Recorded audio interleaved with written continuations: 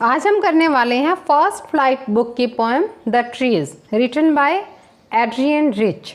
Adrienne Rich wrote this poem in 1963 and this poem was published in her book called Necessities of Life and the book was published in 1966. Adrienne Rich ने यह poem 1963 में लिखी थी और यह poem जो है publish हुई थी उनकी बुक नेसेसिटीज़ ऑफ लाइफ में. और नेसेसिटीज़ ऑफ लाइफ जो बुक है ये पब्लिश हुई थी 1966 में. एड्रियन रिच की जितनी भी राइटिंग्स हैं उनमें आपको फेमिनिज्म देखने को मिलेगा. मतलब वो फीमेल्स के बिहाफ पर उनकी फीलिंग्स, उनकी इमोशंस के बारे में पोइट्री लिखती हैं. और ये जो पोएम है ये बहुत ही इंटरेस्टिंग पोएम है क्योंकि इसमें भी एक सिंबॉलिक मीनिंग है. यहाँ पर जो ट्रीज़ की बात की जा रही है, tree symbolize females, tree symbolize women. तो एड्रियन ने जब ट्रीज़ की बात की है, जब वो पेड़ों की बात करती हैं तो आपको कई जगह पर लगेगा कि इल्लीगल सी बात हो रही है, सेंस नहीं बन रहा है. इसलिए हम इस पोएम का लिटरल मीनिंग नहीं लेंगे. हम यहाँ पर ट्रीज़ को फीमेल समझकर जब इस पोएम को इंटरप्रेट करेंगे तब आपको लगेगा कि हाँ, सारी की सारी पोएट्री का जो है वो सेंस बन रहा है. तो बच्चों, ये पोएम स्टार्ट होती है एक ऐसे क्वेश्चन से जिसका आंसर आपको कमेंट बॉक्स में ज़रूर देना है. तो प्रश्न है कि क्या बिना पेड़ों का कोई जंगल हो सकता है? I think no. A forest can't exist without trees. बिना पेड़ों के जंगल नहीं हो सकता. आपका उत्तर क्या है वो आप देने वाले हैं कमेंट बॉक्स में. हमारा जो फर्स्ट स्टैंजा है, the trees inside are moving से लेकर के will be full of trees by morning तक. इस स्टैंजा में पोएट ये बताना चाह रहे हैं कि अंदर के जो पेड़ हैं, जो जंगल के अंदर के पेड़ हैं, इस पोएम में जंगल घर को बताया गया है, हाउस को बताया गया है ना, और पेड़ फीमेल को बताया गया है. घर की जो फीमेल होती है उसे पेड़ बताया गया है और घर को जंगल से तुलना की गई है. तो पोएट ये बताना चाह रहे हैं कि अगर अंदर के जो पेड़ हैं वो अब जंगल से बाहर जा रहे हैं. जंगल आजकल बिल्कुल खाली हो गया है. कोई पक्षी जंगल में नहीं बैठा करता, कोई भी इंसेक्ट वहाँ नहीं छिपा करते.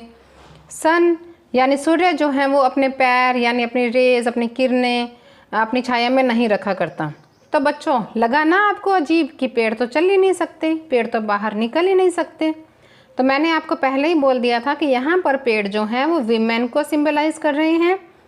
तो यहाँ पे वीमेन जो है वो अब बाहर निकल रही हैं. जैसे पहले वो बाहर हर फील्ड में नहीं निकलती थी, हर फील्ड में मैन ही मैन दिखाई देते थे हमें, और अब वीमेन भी दिखाई देने लगी हैं. और वीमेन तो पहले घर में ही रहती थी. इस पोएम में जंगल जो है वो बेसिकली घर को बोला जा रहा है. तो पोएटेस आगे हमें क्या कह रही हैं, सेकंड स्टैंजा में जो हमारा स्टार्ट होता है, all night the roots work से लेकर moving to the clinic door तक. इस स्टैंजा में हमें बताया जा रहा है कि ट्रीज़ की जो रूट्स हैं वो अपने आप को क्रैक करने की कोशिश कर रही हैं, तोड़ने की कोशिश कर रही हैं, घर से बाहर निकलने की कोशिश कर रही हैं, बाहर की दुनिया में जाना है.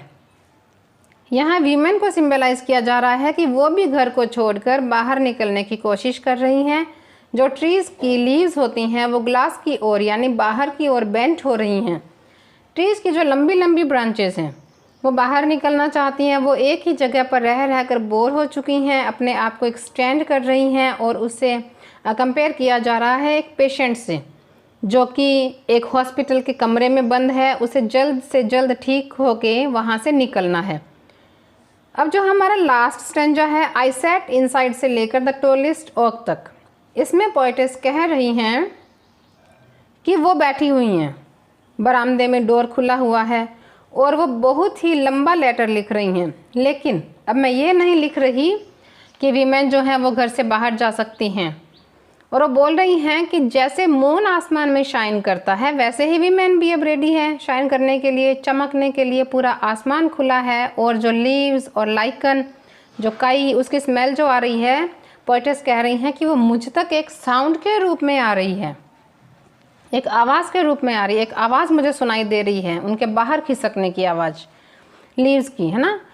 वो आवाज़ कल शांत हो जाएगी. ध्यान से देखो, सुनो, वो जो ग्लास है वो टूट रहा है, यानी कि जो ट्रीज़ हैं उनकी रूट्स टूट रही हैं, बाहर निकल रही हैं. हम दूसरे वर्ड्स में कहें तो वीमेन जो है वो बाहर आ रही है. ये रात का समय है, ट्रीज़ ने आगे बढ़ना शुरू कर दिया है, वीमेन अब बाहर आने लगी हैं.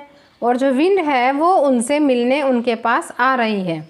और जो मून की लाइट है, जो शेडो है, उसे वो ट्री, वो वुमेन मिरर की तरह देख सकती है। और यहाँ पर जो मून है जो कि एक मिरर का काम कर रहा है, उसका एक टुकड़ा उसके नीचे ओक ट्री के नीचे दिख रहा है कि ओक ट्री के ताज का यानी कि क्राउन का काम कर रहा है।